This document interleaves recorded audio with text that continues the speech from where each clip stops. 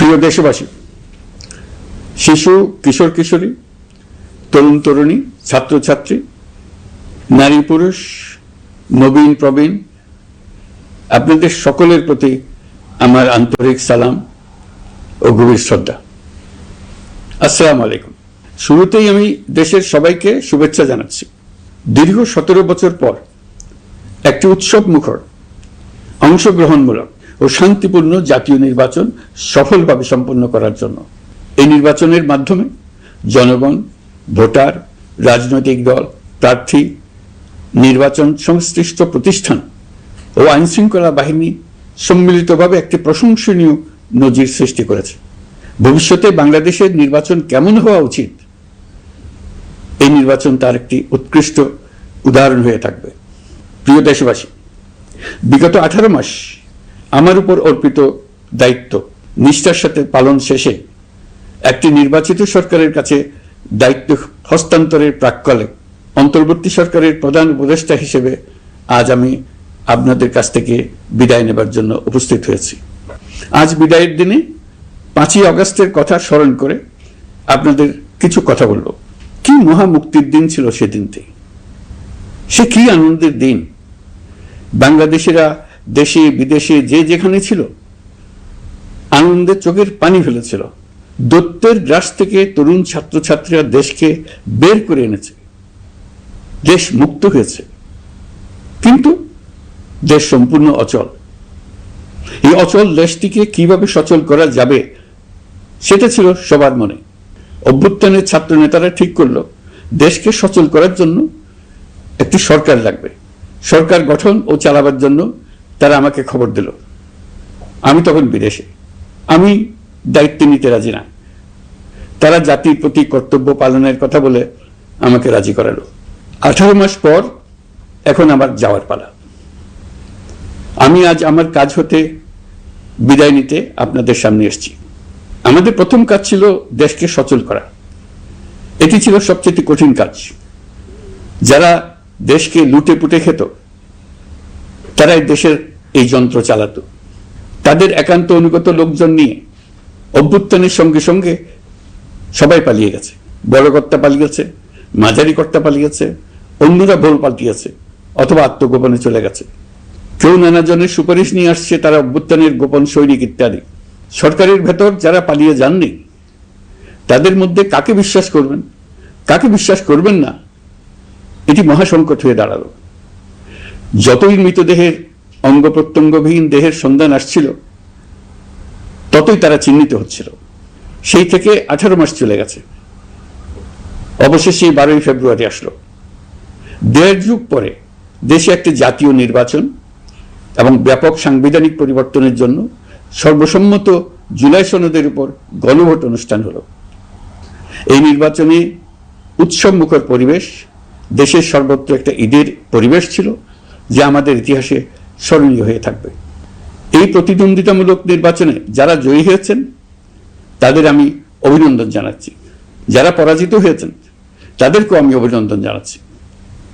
হার জিতই হলো গণতন্ত্রের সৌন্দর্য। যারা জয়ী হয়েছেন তারা মোট ভোটের প্রায় অর্ধেক পেয়েছেন। যারা জয়ী হতে পারেননি তারাও মোট ভোটের অর্ধেক পেয়েছেন। যারা জয়ী হতে পারেননি তারা এই জেনে আশ্বস্ত হবেন যে প্রায় অর্ধেক ভোটার আপনাদের উপর আস্থা রেখেছে। আগামী দিন নতুন সরকার দায়িত্ব গ্রহণ করবে। এর মাধ্যমে আমাদের 18 মাসের দায়িত্বের সমাপ্তি হবে। 24শে জুলাই মাসে বাংলাদেশের মানুষ এক অভূতপূর্ব অভ্যুত্থানের মধ্য দিয়ে তাদের মুক্তি, আকাঙ্ক্ষা ও মর্যাদার দাবি উচ্চারণ করেছিল। সেই সময় দেশ একটি গভীর রাজনৈতিক, অর্থনৈতিক, প্রাতিষ্ঠানিক ও মানবিক সংকটে নিপতিত ছিল। রাষ্ট্রযন্ত্রের উপর মানুষ আস্থা হারিয়ে ফেলেছিল। গণতন্ত্র হয়েছিল ধূলিসাৎ, ভবিষ্যৎ ছিল অনিশ্চিত।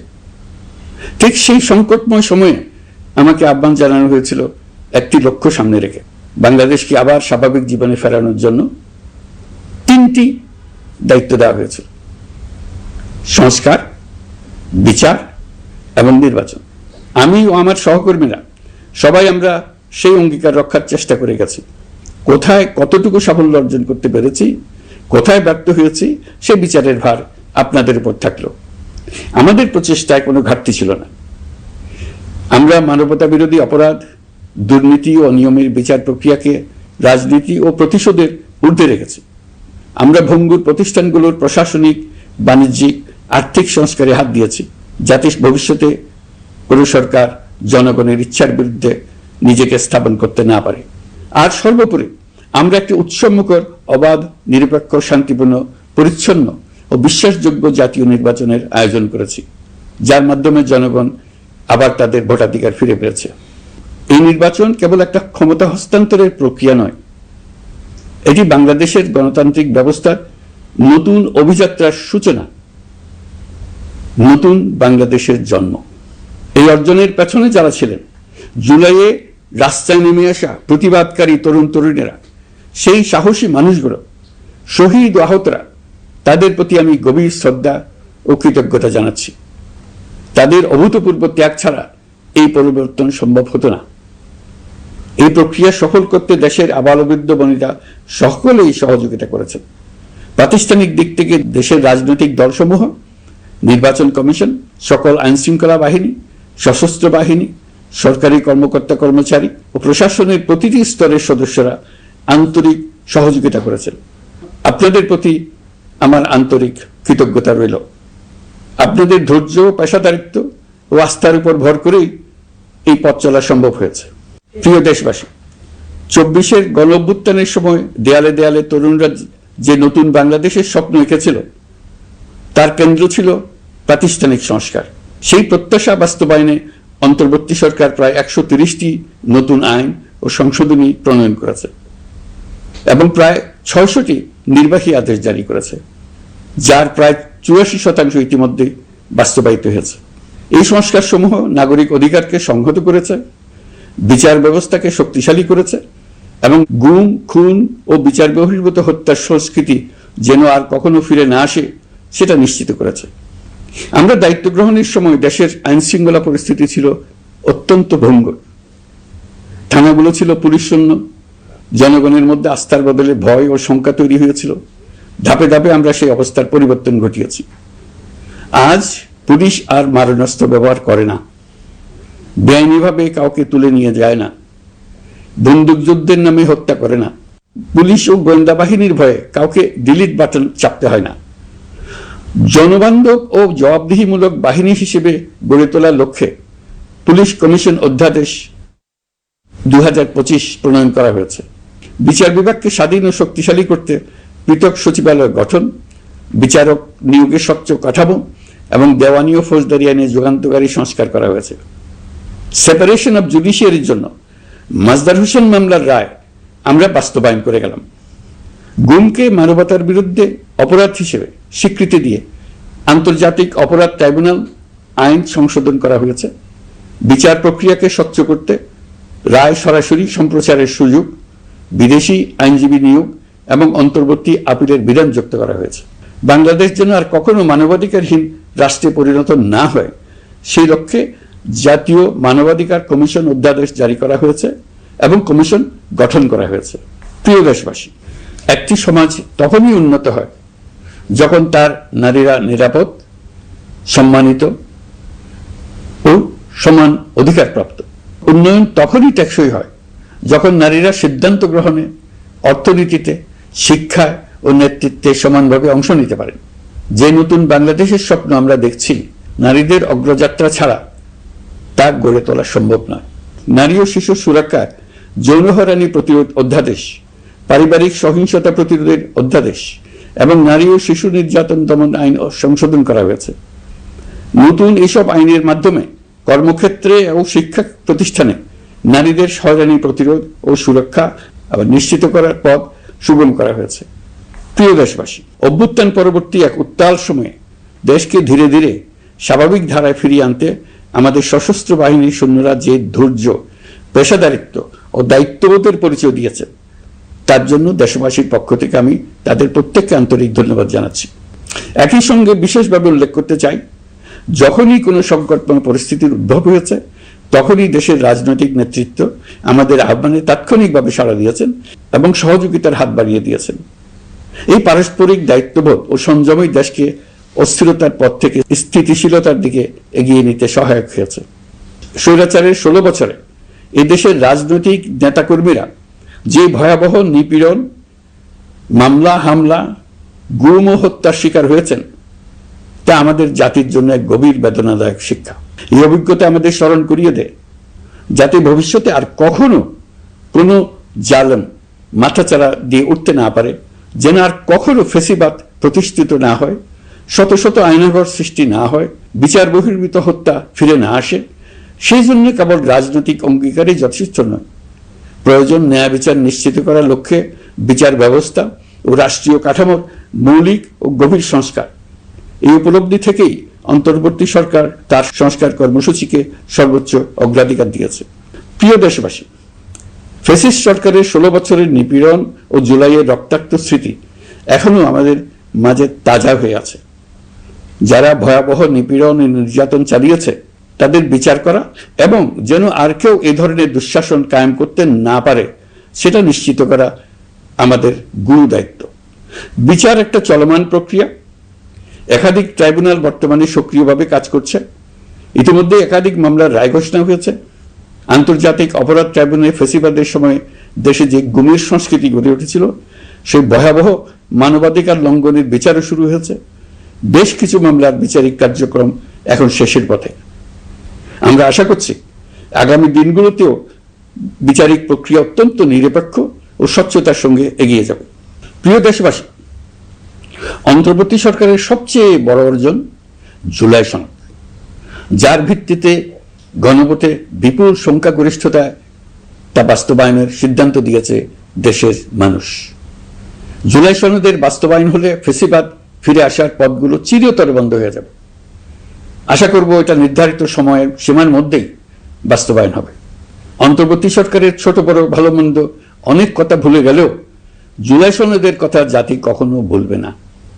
এই সনদ রচনা এবং গণভোটে পাশ করানোর জন্য আমি সকল রাজনৈতিক দল, সামাজিক সংগঠন, অধিকার রক্ষা প্রতিষ্ঠান যারা অক্লান্ত পরিশ্রম করেছে তাদের সবাইকে আজ অভিনন্দন জানাচ্ছি।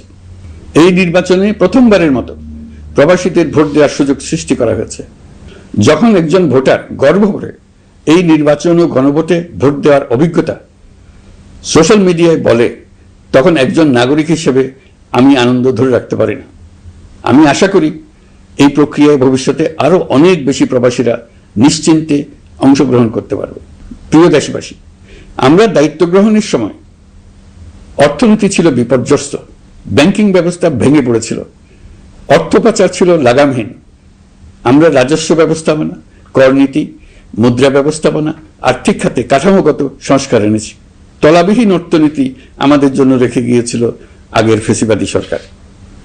কেন্দ্রীয় ব্যাংক বাণিজ্য ব্যাংককে ফতুর করে দিয়ে গেছে, $234 বিলিয়ন পাচার করে নিয়ে গেছে, বিশাল ঋণের বোঝা রেখে গেছে। এইসব আমাদের জানা কথা। আমরা যারা এই অর্থনীতি আবার চালু করার দায়িত্ব পেয়েছিলাম তারা দিশা খুঁজে পাচ্ছিলাম না। এখন যাবার সময় স্বস্তি পাচ্ছি যে আমরা অবস্থার মোকাবেলা করতে পেরেছি এবং নতুন অর্থনীতির বুনিয়াদ রচনা করে রেখে যেতে পারছি। এখন আর পাওনাদাররা আমাদের তাড়া করতে আসবে না। আন্তর্জাতিক লেনদেনে আমরা চোখে অন্ধকার দেখব না। আমাদের রিজার্ভের পরিমাণ এখন $34 বিলিয়ন।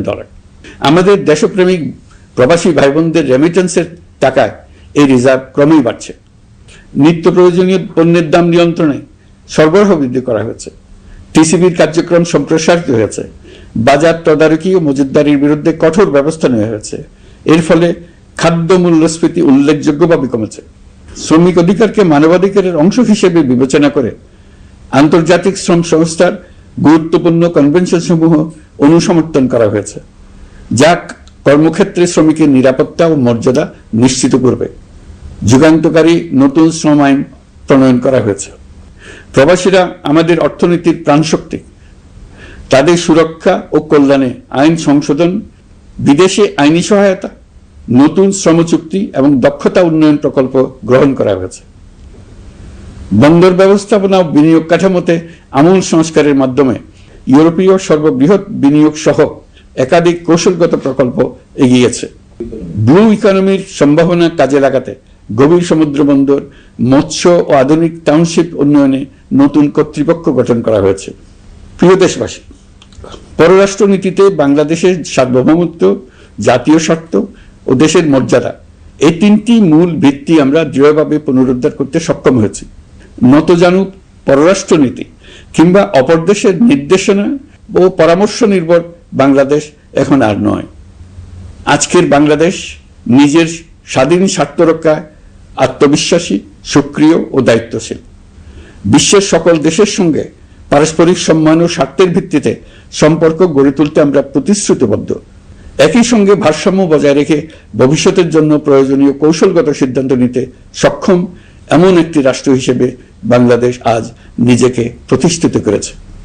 রোহিঙ্গা সংকট আমাদের জাতীয় নিরাপত্তা, আঞ্চলিক স্থিতিশীলতা ও অর্থনীতির উপর একটা গুরুতর দীর্ঘস্থায়ী চাপ সৃষ্টি করে রেখেছে। দুঃখজনকভাবে দীর্ঘ সময় ধরে এই সংকট নিরসনে কোনো কার্যকর সমন্বিত আন্তর্জাতিক উদ্যোগ দৃশ্যমান ছিল না। দায়িত্ব গ্রহণের পর আমরা আন্তর্জাতিক অঙ্গনে মৃতপ্রায় এই ইস্যু থেকে পুনরায় বিশ্ব মনোযোগের কেন্দ্রে নিয়ে আসতে সক্ষম হয়েছে।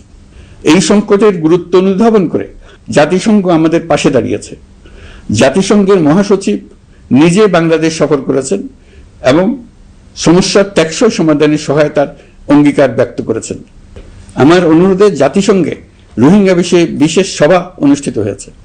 প্রিয় দেশবাসী, দীর্ঘ ফ্যাসিবাদী শাসনামলে বাংলাদেশের সশস্ত্র বাহিনীর সক্ষমতা ও আধুনিকীকরণের বিষয়টি পরিকল্পিতভাবে উপকৃত ছিল।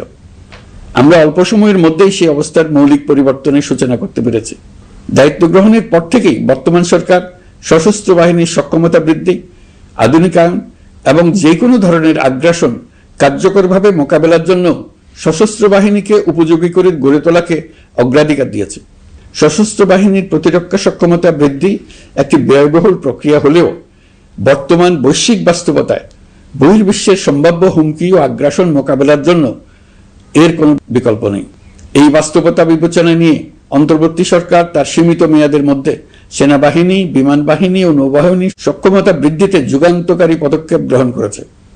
আমি দৃঢ়ভাবে বিশ্বাস করি এই উদ্যোগগুলোর ধারাবাহিকতা ভবিষ্যতের নির্বাচিত গণতান্ত্রিক সরকার সমূহ অব্যাহত রাখবে, যাতে বাংলাদেশের জাতীয় নিরাপত্তা, স্বাধীনতা, সার্বভৌমত্ব, আঞ্চলিক অখণ্ডতা দীর্ঘমেয়াদে নিশ্চিত করা যায়। প্রিয় দেশবাসী, বাংলাদেশ এখন কেবল সংকট থেকে উত্তরণের গল্প নয়, বাংলাদেশ আজ অমিত সম্ভাবনার দেশ। আমাদের ছেলে মেয়েরা অসীম সম্ভাবনা নিয়ে জন্মায়।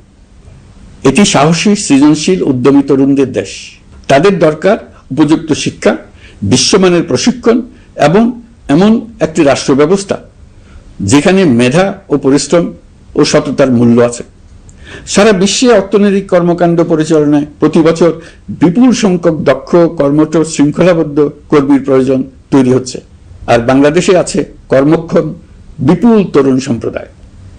আমরা যদি এই বৈশ্বিক চাহিদা পূরণে উপযুক্ত পদক্ষেপ গ্রহণ করি, তাহলে জাপান, কোরিয়া, মধ্যপ্রাচ্য, ইউরোপ, উত্তর আমেরিকা সহ সবাই চাইবে বাংলাদেশের তরুণ তরুণীদের শ্রম, মেধা ও সৃজনশীলতা ব্যবহার করতে। আমরা হয়ে উঠতে পারি তাদের জন্য পছন্দের একটা নির্ভরযোগ্য, দক্ষ জনশক্তি সরবরাহকারী দেশ। আমাদের খোলা সমুদ্র কেবল ভৌগোলিক সীমারেখা নয়, এটি বাংলাদেশের জন্য বিশ্ব অর্থনীতির সঙ্গে যুক্ত হওয়ার উন্মুক্ত দরজা। নেপাল, ভুটান ও সেভেন সিস্টার্সকে নিয়ে এই অঞ্চলে অর্থনৈতিক সমৃদ্ধির বিশাল সম্ভাবনা রয়েছে। অর্থনৈতিক অঞ্চল, বাণিজ্যিক চুক্তি ও শুল্কমুক্ত বাজারে প্রবেশের সুযোগের মধ্য দিয়ে এই অঞ্চলে একটি বৈশ্বিক উৎপাদন কেন্দ্র হিসেবে গড়ে ওঠার শক্তিশালী ভিত্তি প্রতিষ্ঠিত হবে। আমাদের বন্দরগুলোর দক্ষতা আন্তর্জাতিক পর্যায়ে নেবার জন্য সেরা আন্তর্জাতিক বন্দর পরিচালনা কোম্পানির সঙ্গে চুক্তির কাজে আমরা অনেক এগিয়ে এসেছি। এর দক্ষতা বাড়াতে না পারলে আমরা অর্থনৈতিক অর্জনে পিছিয়ে যাব। প্রিয় দেশবাসী, সম্প্রতি বাংলাদেশের সঙ্গে যুক্তরাষ্ট্রের একটি গুরুত্বপূর্ণ দ্বিপাক্ষিক বাণিজ্য শুল্ক চুক্তি সম্পন্ন হয়েছে। এই চুক্তি কেবল একটা বাণিজ্যিক সুবিধা নয়, এটি বাংলাদেশের অর্থনীতি, কর্মসংস্থান, শিল্পায়ন এবং আন্তর্জাতিক কূটনৈতিক অবস্থানকে দীর্ঘমেয়াদে শক্তিশালী করার জন্য একটি কৌশলগত ভিত্তি হিসেবে কাজ করবে। এই চুক্তির ফলে যুক্তরাষ্ট্রের বাজারে বাংলাদেশের জন্য প্রযোজ্য পারস্পরিক শুল্কভার, রেসিপ্রোকাল ট্যারিফ 37% থেকে 19% কমে এসছে। এই চুক্তির একটা বিশেষ দিক হলো যুক্তরাষ্ট্রে উৎপাদিত তুলা ও কৃত্রিম তন্তু ব্যবহার করে তৈরি পোশাক পণ্যে শূন্য পারস্পরিক শুল্ক সুবিধা। এটা একটা মস্ত বড় সুবিধা। এর মাধ্যমে যুক্তরাষ্ট্রের বাজারে শুল্ক সুবিধা পাওয়ায় বাংলাদেশি পোশাক আরো কম দামে যুক্তরাষ্ট্রে প্রবেশ করবে। যুক্তরাষ্ট্রের তুলা ব্যবহারের ফলে আমাদের সরবরাহ চেইন আরো বৈচিত্র্যময় ও স্থিতিশীল হবে। এটি বাংলাদেশের পোশাক শিল্পকে উচ্চ মূল্যের ও উন্নত মানের পণ্যের দিকে অগ্রসর হওয়ার সুযোগ করে দেবে। প্রিয় দেশবাসী, বাংলাদেশের অর্থনৈতিক ভবিষ্যৎ টেকসই, বৈচিত্র্যময় ও প্রযুক্তি নির্ভর করার লক্ষ্যে জাপানের সঙ্গে সম্পাদিত অর্থনৈতিক অংশীদারিত্ব চুক্তি একটি ঐতিহাসিক ও কৌশলগত অগ্রগতি। এই অংশীদারিত্বের একটি গুরুত্বপূর্ণ সুফল হল উৎপাদন ও রপ্তানির বহুমুখীকরণ। জাপানের সঙ্গে সহযোগিতার ফলে অটোমোবাইল যন্ত্রাংশ, ইলেকট্রনিক্স, রেলওয়ে সরঞ্জাম, গ্রিন টেকনোলজি এবং উচ্চ মূল্যের শিল্পপণ্যে বাংলাদেশ ধাপে ধাপে যুক্ত হতে পারবে। এতে আমাদের ঝুঁকি কমবে এবং বৈশ্বিক বাজারে বাংলাদেশের অবস্থান আরো শক্তিশালী হবে। পৃথিবীর শিল্পোন্নত দেশগুলো আমাদের দেশে বিনিয়োগ করবে শুধু জাপানে শুল্কমুক্ত রপ্তানির সুবিধা গ্রহণ করার জন্য। প্রিয় দেশবাসী, আমরা চীনের সাথে আমাদের উন্নয়ন সহযোগিতা গভীরতর করেছে। গত বছর মার্চে বেজিংয়ে চীনের প্রেসিডেন্ট শি জিনপিং এর সাথে বৈঠকে আমরা দুদেশের মধ্যকার কৌশলগত অংশীদারিত্বকে নতুন পর্যায়ে উন্নীত করার প্রত্যয় ব্যক্ত করেছে। ইতিমধ্যে তিস্তা নদীর সামগ্রিক ব্যবস্থাপনা ও পুনর্বাসন প্রকল্পের বিষয়ে উল্লেখযোগ্য অগ্রগতি হয়েছে। নীলফামারীতে 1000 শয্যার একটি আন্তর্জাতিক মানের হাসপাতাল তৈরিতে দুদেশ একমত হয়েছে। এই কাজটি আমরা এগিয়ে নিতে পেরেছি। আমরা এমন একটি বাংলাদেশ গড়ে তুলতে চাই যে বাংলাদেশ শুধু স্বল্প মূল্যের শ্রমনির্ভর অর্থনীতি নয়, বরং দক্ষতা ও প্রযুক্তি ও মূল্য সংযোজন ভিত্তিক অর্থনীতিতে রূপান্তরিত হবে। তবে আমি স্পষ্টভাবে বলতে চাই, এই সম্ভাবনা বাস্তবে রূপান্তরিত হলে 3টি বিষয়ের কোনো বিকল্প নেই: শিক্ষা, প্রশিক্ষণ এবং সততা। অতীতে রাষ্ট্রীয় ব্যবস্থাপনায় সীমাহীন দুর্নীতি, অসততা, অনিয়ম ও জালিয়াতিকে উৎসাহিত করা হয়েছিল। সেই সংস্কৃতি আমাদের পেছনে টেনে রেখেছিল, আমাদের বিশ্বাসযোগ্যতা ক্ষুণ্ণ করেছিল। নতুন বাংলাদেশকে সেই পথ থেকে সরে আসতে হবে। আমাদেরকে প্রতিজ্ঞাবদ্ধ হতে হবে নিয়ম মানায়, প্রতিশ্রুতি রক্ষা, মান বজায় রাখা, রাষ্ট্রের প্রতিটি স্তরকে দুর্নীতিমুক্ত করায়, স্বচ্ছতা ও দায়বদ্ধতা নিশ্চিত করা। প্রিয় দেশবাসী, আমরা শূন্য থেকে শুরু করিনি, শুরু করেছি মাইনাস থেকে। ধ্বংসস্তূপ পরিষ্কার করে প্রতিষ্ঠান দাঁড় করিয়ে তারপরে সংস্কারের পথ ধরেছে। আজ অন্তর্বর্তী সরকার বিদায় দিচ্ছে, কিন্তু গণতন্ত্র, জবাবদিহিতা, বাক স্বাধীনতা, অধিকার চর্চার যে ধারা শুরু হয়েছে তা যেন কখনো থেমে না যায়। আমরা রাষ্ট্রীয় দায়িত্ব ছেড়ে গেলেও নতুন বাংলাদেশ গড়ার সার্বিক দায়িত্ব আমার, আপনার, আমাদের সবার। আমাদের সকলের দায়িত্ব দেশকে সত্যিকারের গণতন্ত্র হিসেবে পরিস্ফুটিত করা। জুলাই গণঅভ্যুত্থান আমাদের জন্য এই দরজা খুলে দিয়েছে। আমরা যদি স্বপ্ন, আকাঙ্ক্ষা ও শক্তিকে বাঁচিয়ে রাখতে পারি, তবে বাংলাদেশের অগ্রযাত্রা কেউ থামাতে পারবে না। গণঅভ্যুত্থানে যারা প্রাণ দিয়েছে, শরীরের অঙ্গ হারিয়ে দুঃসহ জীবনযাপন করছে, যাদের লাশ পুড়িয়ে ফেলা হয়েছে, যাদের লাশ এখনো খুঁজে পাওয়া যাচ্ছে না, যারা অল্পের জন্য বেঁচে গেছে, তাদের সকলের আত্মত্যাগকে এই জাতি যেন কোনোদিন ভুলে না যায়। প্রতিটি রাষ্ট্রীয় সিদ্ধান্ত গ্রহণে আমরা যেন তাদের ছবি মনে রেখে সিদ্ধান্ত নিই। আমাদের পরবর্তী প্রজন্মকে ক্ষমতাবানদের কিভাবে নিয়ন্ত্রণে রাখতে হয় সেই শিক্ষাটি যেন দিয়ে যেতে পারে। ক্ষমতাবানদের ক্ষমতা মানুষকে কিরকম মনুষ্যত্বহীন করে তুলতে পারে সেটা জাতির ইতিহাসে ধরে রাখার জন্য আমরা পলাতক প্রধানমন্ত্রীর বাসস্থান গণভবনকে জাতীয় জুলাই স্মৃতি জাদুঘর হিসেবে প্রতিষ্ঠিত করে রেখে যাচ্ছি। এখানে আপনাদের স্মৃতির বাস্তব নমুনা সংরক্ষণ করে রাখা হয়েছে। জাদুঘর যখন জনসাধারণের জন্য খুলে দেওয়া হবে, তখন আপনি যেখানেই থাকুন, দেশে থাকুন, বিদেশে থাকুন, আমি অনুরোধ করব আপনি সপরিবারে একবার এসে কিছুক্ষণ জাদুঘরে কাটিয়ে যাবেন। প্রিয় দেশবাসী, আসুন আমরা এমন একটি বাংলাদেশ করি যেখানে সম্ভাবনা সীমাহীন আর স্বপ্নের কোনো সীমানা নেই। গত 18 মাসে ক্রমান্বয়ে এদেশের মানুষের মধ্যে গণতন্ত্র, একটি কল্যাণমূলক শাসন ব্যবস্থা, বাক স্বাধীনতা, ক্ষমতাকে প্রশ্ন করতে পারা, সমালোচনা করতে পারা, জবাবদিহিতায় আনতে পারার যে চর্চা শুরু হলো, উৎসবমুখর পরিবেশে নির্বাচন আয়োজন করে জনগণের অধিকার নিশ্চিত হলো, এই ধারা যেন কোনো রকমেই হাতছাড়া হয়ে না যায়। আমি বিশ্বাস করি বাংলাদেশের আপামর জনসাধারণ এবং সকল রাজনৈতিক পক্ষ ইস্পাত কঠিন ঐক্যের মাধ্যমে এই ধারাকে আগামী দিনগুলোকে রক্ষা করবে, সমৃদ্ধ করবে। অধিকারের বিষয়ে, দেশের স্বাধীনতা সার্বভৌমত্বের বিষয়ে পরবর্তী প্রজন্মের জন্য একটি সুন্দর বাংলাদেশ গড়ে তোলার প্রত্যয়ে দৃঢ় থাকতে হবে।